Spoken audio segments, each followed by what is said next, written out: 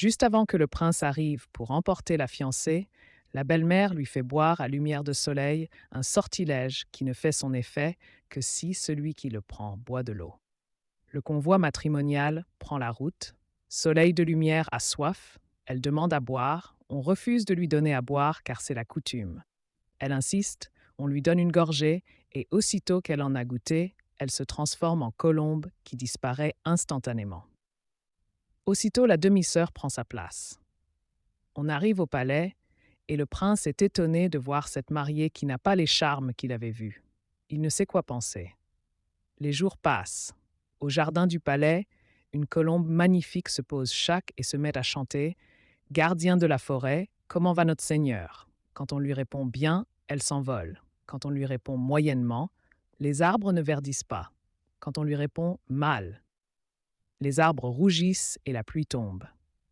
Un jour, le gardien en fait part au prince qui demande qu'on l'attrape et qu'on la lui amène. On prend la colombe et on la met dans une cage.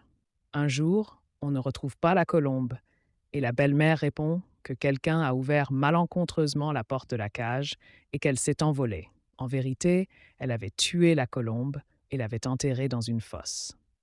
Le prince est triste de cette disparition. Un arbre pousse sur cette fosse et c'est un amandier, il donne une seule grenade. Le prince tombe malade après la disparition de la colombe. Les guérisseurs ne peuvent rien pour lui. Arrive enfin un sage homme qui dit « Seule l'écorce d'une grenade peut le guérir ».